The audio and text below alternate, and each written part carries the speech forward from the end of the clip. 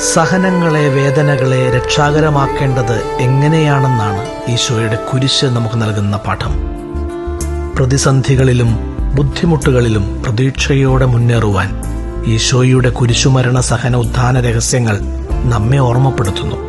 അതോടൊപ്പം നമ്മെ സമീപിക്കുന്നവർക്കും കുരിശിന്റെ ഈ രഹസ്യങ്ങൾ പകരുന്നവരാകാം.